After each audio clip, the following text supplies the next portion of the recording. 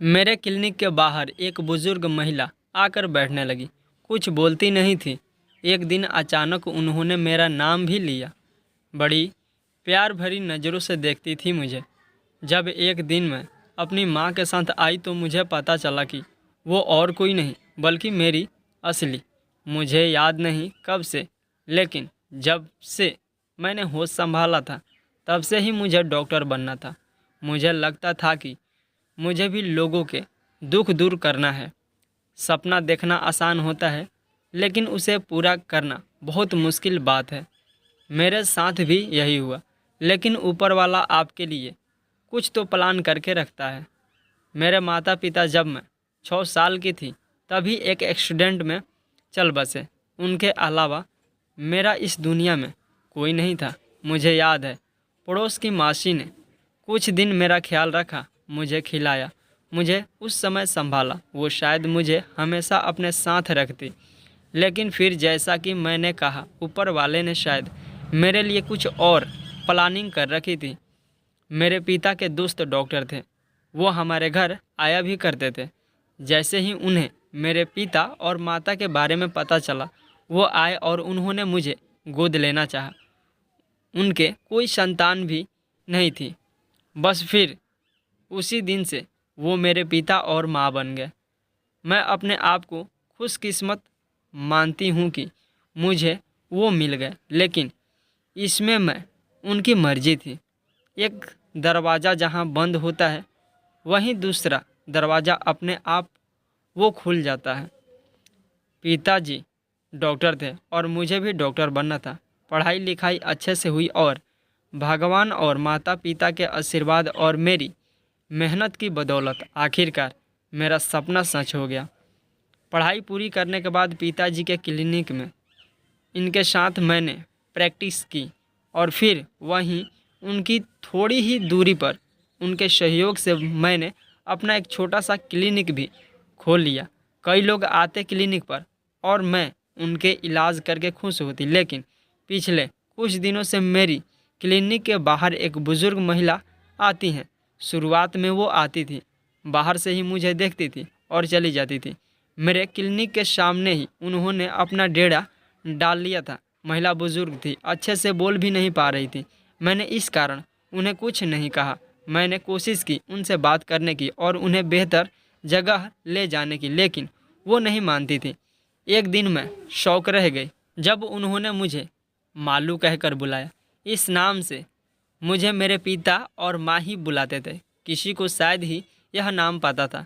मेरा पूरा नाम मालती जरूर क्लिनिक के बाहर लिखा था, लेकिन यह नाम उन्हें कैसे?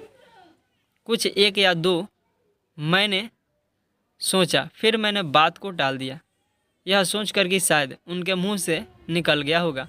वो वैसे ही कई बातें बड़बड़ाती रहती थी। मेरे आते और जाते समय वो बड़ी प्यार भरी नज़रों से मुझे देखती थी, लेकिन जैसे ही कभी मैं उनके पास जाती, वो नज़रें चुराकर दूर होने लगती। इसलिए फिर मैंने उनके पास जाना छोड़ दिया। करीब 1 महीना हो गया था उनको मेरे क्लिनिक के आसपास। इस बारे में मैंने माँ को बताया था। एक दिन माँ को कुछ काम था और उनका मेरे क्लिनिक आना हुआ। वहीं उन्होंने उस बुजुर्ग महिला को देखा। देखकर उन्होंने उस समय कुछ नहीं कहा, लेकिन मेरे घर जाने के बाद उन्होंने कहा कि उनकी शक्ल जानी पहचानी सी लग रही है। उन्हें ऐसा लग रहा था कि उन्होंने कहीं उनको देखा है। करीब 15 दिन बाद एक दिन मेरे घर जाने पर माँ मुझे कहती है कि उन्हें पता चल गया कि वो कौन है, लेकिन अभी पूरी बात नहीं बता सकी। मैंने कहा, कौन है? आप उन्हें जानती हैं क्या? वो मेरा नाम भी जानती हैं। उन्होंने मुझे मालू कहकर बुलाया था। कौन है वो?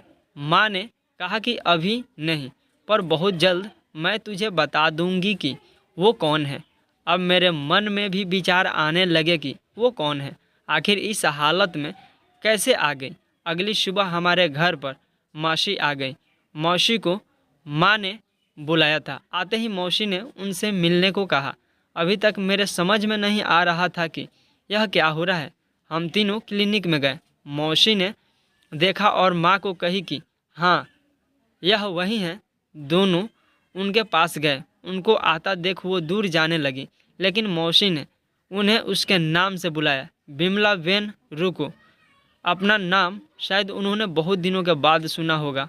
मासी ने उनका हाथ पकड़ा। वो फफक फफक कर रोने लगी। मासी के कहने पर पहली बार वो क्लिनिक में आई। अंदर बैठी, पहले से अच्छी लग रही थी, बात भी कर रही थी, रोते भी जा रही थी, लेकिन मुझे अभी तक समझ नहीं आया कि आखिर वो महिला है कौन, जिसे मेरी माँ और बचपन की मेरी पड़ोस वाली मौसी जानती हैं। माँ जब उनसे बात कर रही थी तब मैंने मासी को बुलाया और पूछा कि आप तो बता दो यह कौन है। मासी ने बोला, तुझे याद नहीं? शायद नहीं होगा, छोटी थी तू, उस समय बचपन में देखा था, उसके बाद कहाँ देखा तूने। यह तेरी मामी है। याद है जब तेरे माँ बाप गुजर गए थे तब आस पड़ोस मोहल्ले वालों ने कहा था कि तुझे किसी रिश्तेदार के यहाँ छोड़ दूँ।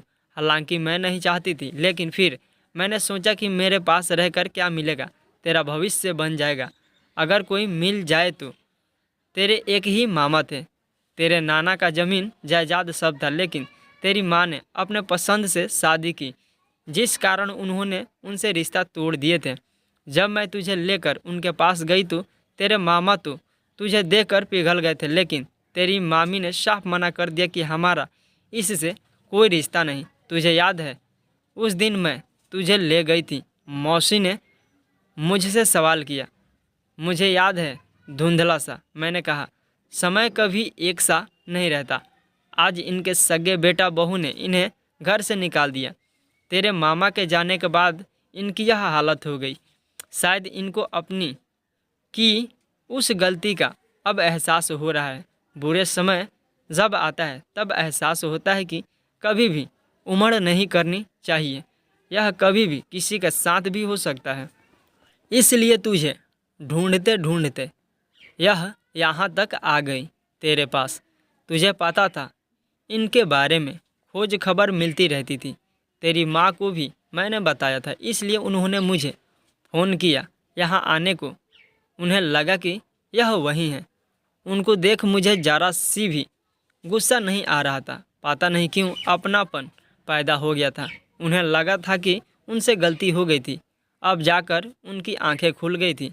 मैंने जाकर पहले उनके पाँव छुए। अब वो हमारे ही साथ रहती हैं, थोड़ी बातें भी करने लगी हैं। आपको यह कहानी कैसी लगी हमें कमेंट कर ज़रूर बताएं। इसी तरह की अच्छी कहानियाँ आप यहाँ सुन सकते हैं।